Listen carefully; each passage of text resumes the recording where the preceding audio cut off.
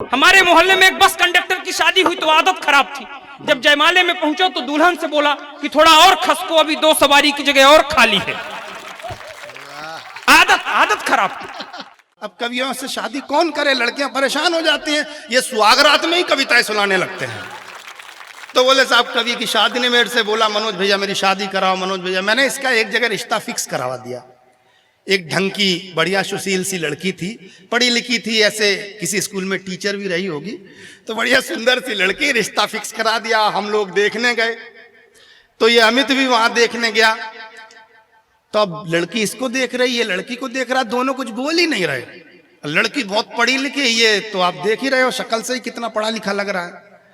तो मैंने बात छेड़ी, मैंने कहा ऐसा करो यार, तुम दोनों लोग बैठे ही रहोगे, ये मॉडर्न जमाना है, जाओ कमरे में 2 मिनट बात करो, पूरी जिंदगी भर का मसला है, शादी होनी है।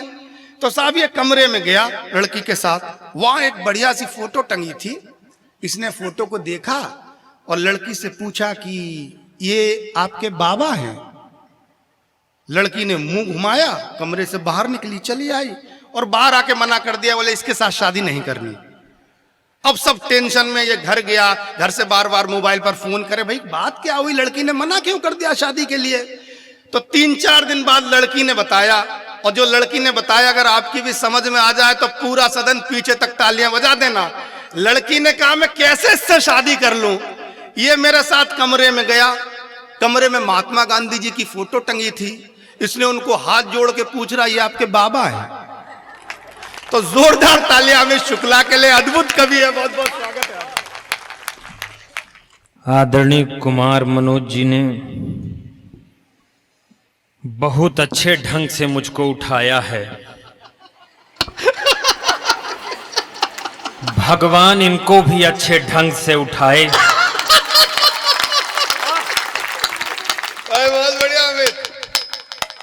टेंशन मत लेना, मैं कोई आनंद, बिल्कुल टेंशन नहीं दूंगा, मैं आनंद का ही बात करूं। बैठ जाओ बेटा, बैठ जाओ थोड़ी देर के लिए। बच्चे सोच रहे हैं कि कितनी देर से आदमी खड़ा था, भूत को खड़ा कर दिए क्या?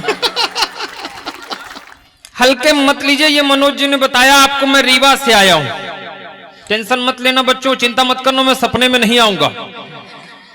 हल्के मत लेना। ये आयुषी ने बहुत अच्छी मां की वंदना की है, वाकई मां की वंदना की है। एक बार इसके लिए जोरदार तालियां बजा दीजिए। इसलिए बजवा लिया हूं क्योंकि मेरे लिए क्या पता बजे कि ना बजे।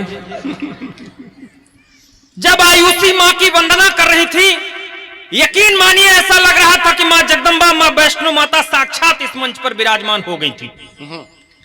क्या बात? उसके बाद आदरणीय मनोज जी ने डायरेक्ट हमको खड़ा कर दिया। ऐसा लगा जैसे वैष्णो माता के बाद अब डायरेक्ट भैरव बाबा मंच पर प्रकट हो गए।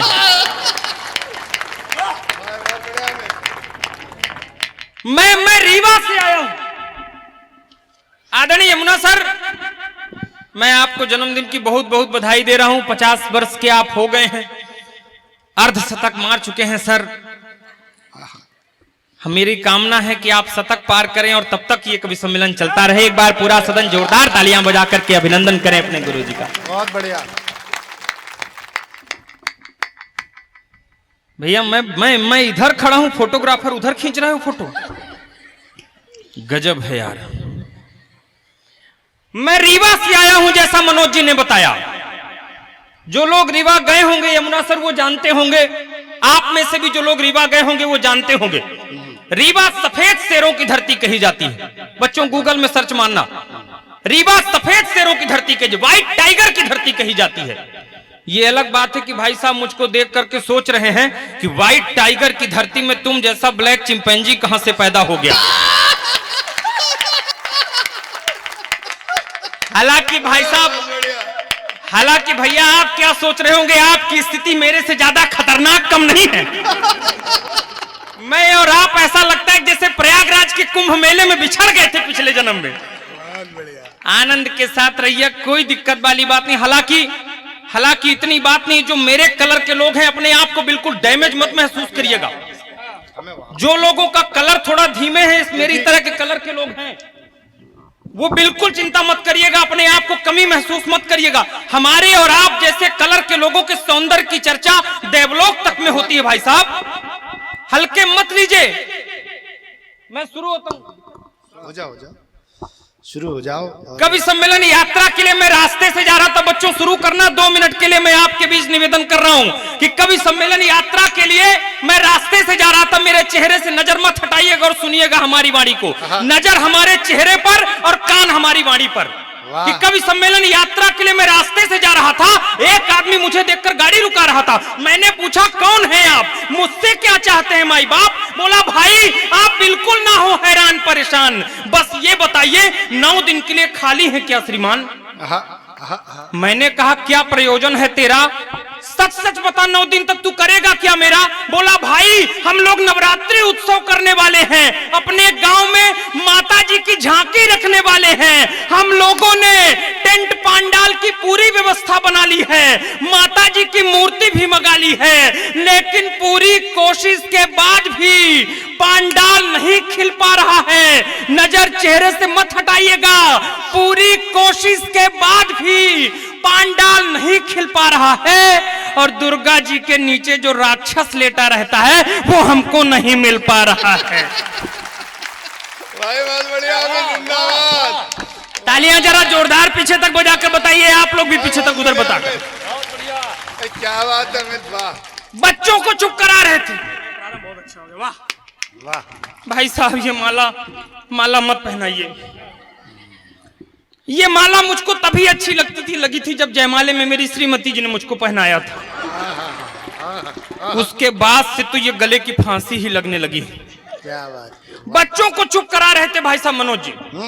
बच्चों को नहीं चुप करा सकते आप लोग मेरे काव्य पाठ में हल्ला कर सकते हैं, कोई दिक्कत वाली बात नहीं। बच्चों को नहीं चुप करा सकते आप। ये बच्चे देश के भविष्य हैं, लेकिन हम लोगों का वर्तमान चौपट करने का इनका मिशन होता है। चिंता मत करो, कितना भी आप करो बच्चे नहीं चुप होंगे भाई साहब, क्योंकि बच्चे आजकल पैदा ही नहीं हो रहे हैं। बच्चे नहीं पैदा हो रहे हैं आजकल, डायरेक्ट बाप पैदा हो रहे हैं। मजाक मैं अपने यहाँ सर भोपाल में याद हो तो मैं अपने यहाँ भोपाल में कार्यक्रम दे रहा था, तो माता जी की गोद में एक बच्चा रोया। तो मैंने भाभी जी से कहा, मैंने कहा देखिए भाभी जी ये बच्चा क्यों रो रहा है, इससे पूछिए, चुप कराइए बच्चे को। तो भाभी खड़ी हुई, बोली हमारा बच्चा भी यही बोल रहा है कि ये जो माइक में बोल रहा है इसको चुप करा लीजिए। मजाक की बात नहीं है, इतने सम्मानजनक, ये तो इतना विद्यालय संस्कारवान है, इसलिए इतने शांत बच्चे बैठे हैं। हमारे आप रीवा आइए, हमारे यहाँ के बच्चे और खतरनाक होते हैं, हल्के मत लीजिए। हमारे यहाँ तो इतनी संस्कारित विद्यालय हो जाए तो क्या हो जाए। हमारे यहाँ एक बार विद्यालय में आग लग गई मनोज भैया, हमारे गांव के स्कूल में एक बार आग लग गई, तो बच्चे ऐसे पेड़ के नीचे बैठे रो रहे थे। तो प्रधान जी आए, बोले बच्चों शांत हो जाओ, कोई दिक्कत नहीं, तुम्हारी स्कूल मैं दोबारा बनवा दूंगा, मैं वादा करता हूं। तो एक लड़का खड़ा हुआ, बोला प्रधान जी इसलिए नहीं रो रहे कि स्कूल में आग लग गई। बोले फिर? बोले जब स्कूल में आग लगी तो मास्टर क्यों बच गए। तालियां जोरदार बजाओ ढंग के आप आनंद के साथ। मैं भी पहले पढ़ाता था, ऐसा नहीं है लवलेश भैया, मैं भी स्कूल में पढ़ाता था। मैं केमिस्ट्री पढ़ा रहा था एक दिन, बच्चे कितने खतरनाक हैं, हल्के मत लीजिए, आपके लिए बता रहा हूं, मैं निवेदन कर रहा हूं। मैं 5 रुपए का सिक्का निकाला, एसिड में डाला। मैंने कहा बच्चों बताओ ये एसिड में सिक्का घुल जाएगा कि नहीं घुलेगा। तो एक लड़का ऐसे खतरनाक था तो खड़ा हुआ, बोला सर बिल्कुल नहीं घुलेगा। मैंने उसकी पीठ थपथपा दी। हमने कहा लगता है इस समय तुम बहुत विज्ञान पढ़ते हो। लड़का बोला नहीं सर इसमें पढ़ने की क्या बात है। मैंने कहा जब नहीं पढ़ते हो तो तुमको कैसे पता चला। बोले सर हम लोग आपको बहुत दिन से जानते हैं। मैं हैरान रह गया, हमको इसमें जानने वाली क्या बात है। मैंने कहा इसमें जानने वाली क्या बात है, अगर ठीक लगे तो एक एक बच्चा पीछे तक ताली बजाएगा। अभी मत बजाना, एडवांस पेमेंट मत करना, पहले इस्तेमाल करो फिर विश्वास करो। मैंने कहा इसमें जानने वाली क्या बात थी। बोले सर अगर ये सिक्का इस एसिड में घुल जाना होता तो और कुछ होता या ना होता, लेकिन आप अपनी जेब से निकाल के इसमें कभी नहीं डालते। तालियां जोरदार पीछे तक ढंग की बजाओ।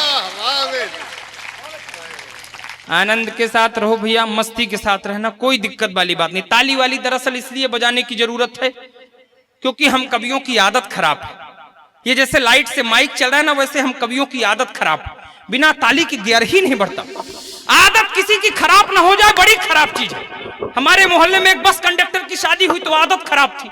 जब जयमाले में पहुंचा तो दुल्हन से बोला कि थोड़ा और खसको, अभी 2 सवारी की जगह और खाली है। खराब थी।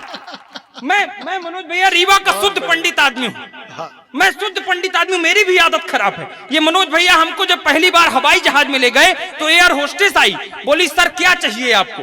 अब पंडित आदमी से कोई ये पूछ ले कि आपको क्या चाहिए तो वो क्या मांग सकता है। बोली सर क्या चाहिए आपको। हम बोले हमको पूड़ी चाहिए, खीर चाहिए, दम आलू की सब्जी चाहिए। तो एयर होस्टेस का दिमाग खराब हो गया, वो मेरे कान में मुंह लगाई, बोली देखिए सर आप फ्लाइट में बैठे हैं, विजय माल्या तेरही में नहीं बैठे। तालियां जोरदार पीछे तक बजे आप।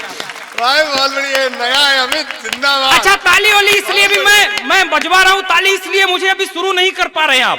ताली इसलिए भी बजाने की जरूरत है क्योंकि मैं चेक कर रहा हूँ कि श्रोता कितने बैठे। अभी तक विश्वास नहीं हो रहा है कि आप लोग कविता सुनने के लिए बैठे। मैं अपने यहाँ लखनऊ के पास एक बार दादा बुलाए तो मैं 15 मिनट तक आंख बंद करके गीत पढ़ा, 15 मिनट तक आंख बंद करके गीत पढ़ा, और जब आंख खोला तो केवल एक ही श्रोता बचे थे, बाकी सब चले गए थे। ये मेरे गीत का जादू था, मैंने उसके हाथ पैर जोड़ लिए। हम कहे धन्य हैं आप जैसा श्रोता मैंने आज तक नहीं देखा, बताइए मैं आपके लिए क्या करूं।